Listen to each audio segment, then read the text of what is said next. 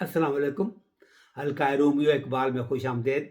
Welcome to Iqbal and Rumi circle. जब से सुना कि यार लिबास बशर में है, अब आदमी कुछ और हमारी नज़र में है. In this brief session, I will talk about status of man and how we should try to understand the capabilities that we have and what we can or what we cannot do in this universe. Allah subhanahu wa ta'ala created man in his own image, we are told. And he sent him to this universe, on this ground, on this earth, as his Khalifa or vicegerent, and gave him the powers so that he can serve Allah subhanahu wa ta'ala's creation. With, of course, his permission and with the powers given by Allah subhanahu wa ta'ala to him. Many of us that are scientifically oriented and want to make sure that we don't give more powers to human beings than they actually have, and we don't want to commit shirk, we don't want to make any partners to Allah subhanahu wa ta'ala.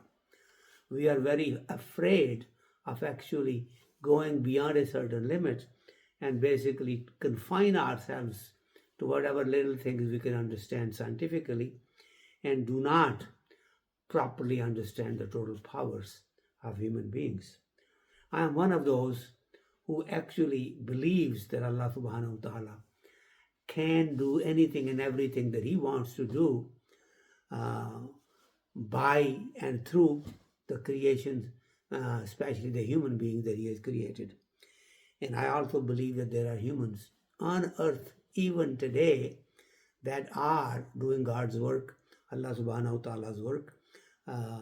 And for those people that are living around them and watching them on a day-to-day basis may not really comprehend that, or they may not even know that that is going on at this time. Let me use a couple of verses from Maulana Jalaluddin Rumi and try to expand on this a little bit. Maulana says, Gar basurat alame asgar tui. Addressing a man, he says, Gar basurat, even though by your physical appearance, alame asgar, a microcosm, tui are you. You are a microcosm by your appearance. Although, but he says, pas bamana, alame akbar tui. But if somebody was to really understand you and know you better, alame asgar tui, you are a macrocosm also. You are the macrocosm. You are the universe within your physical being. The entire universe is within you if people were to understand you, he says. Awliyara hast kudrat adila. He says the friends of God, they get the power from Allah subhanahu wa ta'ala. Awliya, the friends of God, hast kudrat, they have the power, or they have the capability, as ilah, they get it from Allah subhanahu wa ta'ala. Tir jasta, baz arandish, barah, they can bring an arrow back to the arc after it has really left the arc and has gone to its target. They can bring that arrow back into the arc. That kind of a power, in other words, they can undo things that have been done already. So that is what Maulana Jalaluddin Rumi is saying in his verse. And he says, Dar bashar ruposh ahmad aftab. Inside a man, the sun is hiding really with his face covered. Look at that. He's giving this man that kind of a status. He says, inside the man, the whole sun is hiding by covering his face. He says, fam, try to understand what I just said. Wallahu alam basawab. He said, Allah knows best. Allah knows what is good. In other words, only Allah knows the best. He says, I would dare not go any further than this in explaining it to you because it may be difficult for you to understand. Now, if one was to really expand on this, see, Allah subhanahu wa ta'ala runs his creation. He has given the power to his human beings. He has given them the capability. He first prepared this earth for human beings to survive. Then He created them so the humans can serve Allah subhanahu wa ta'ala's creation that He loves so much that He wants humans to really take care of it. All the creation is loved by Allah subhanahu wa ta'ala, and He wants that creation to be served. Who does He use to serve it? Human beings, me and you. And we, as we get closer to Allah subhanahu wa ta'ala, draw the power from Him, and then we can do God's work on this earth.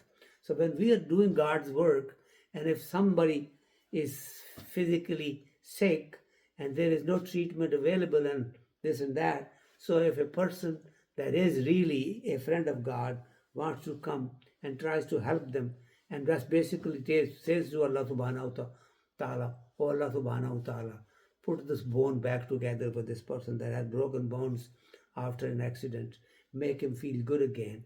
And when He puts him to sleep, and next thing you know, the person wakes up and all his ailment is gone. Can that happen? Yes, it can. Allah subhanahu wa ta'ala can help anyone that He wants to help, and the help takes only an instant for that to happen. Now, one learns this from so many examples that Allah subhanahu wa ta'ala has mentioned in His message Al-Quran. But again, all of this does not really open up to everybody. Scientific people will never really try to explain all of this that happens, and they are better off left alone. Not every person, not every human being is supposed to be a friend of Allah subhanahu wa ta'ala. Allah subhanahu wa ta'ala has created this universe, created mankind, and within human family there are people that don't believe in Allah subhanahu wa ta'ala, and they are left alone like that. There are people who believe in certain things and don't believe in others, and that's good enough for them. Similarly, there are others who are so close to Allah subhanahu wa ta'ala that they are like His hands and feet, and they do all the work for Him. And people around them, they may not even recognize that that is being done for them. There was this man, I give an example of that, who was in England. He was curious about these things when he read about this spirituality and all that. And somebody told him that there was a shrine in Pakistan where the person, a spiritualist, is buried, and many people around him now believe that those powers, he can still deliver those kind of capabilities and powers to those who befriend him. So he was curious.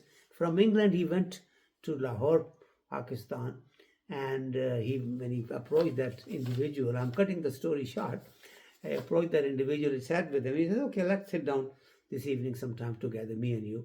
And he sat with this person who was basically one of those fakirs that lived there and was doing the work for the shrine. So this British man sat with him and he said, okay, would you like to have a cup of coffee? He said, yeah, sure, if you can have it. He said, okay, so would you like it in the cup that you always have every day in the morning in England? He says, yeah, but I'm not going to go there and get the cup and then come back to you. He says, no, if you would like to have the same cup and the same kind of a coffee, and then, let's see what we can do. He says, okay. And then next thing he knows, he has in front of him on the table the same cup that he uses at home in England, and he had the coffee nice and hot, the way he likes it. And obviously there is nothing around there where anybody would make a coffee or prepare it and give it to them and take their time. Suddenly he immediately realized that the question that he had in his mind has just been answered. Things can be transported from anywhere in the world by those people who are so close to God, because Allah subhanahu wa ta'ala can do anything that He wants to do. And that person, by the way, then became a Muslim, became a believer, and he's buried there now after living there for many, many years. And that story basically was written by himself, by him, so it's as authentic as they can get. So Allah subhanahu wa ta'ala had the power, and He still has that power, and He can deliver that through people like me and you. May Allah subhanahu wa ta'ala give us the understanding that all of this is possible when Allah subhanahu wa ta'ala wants to do it.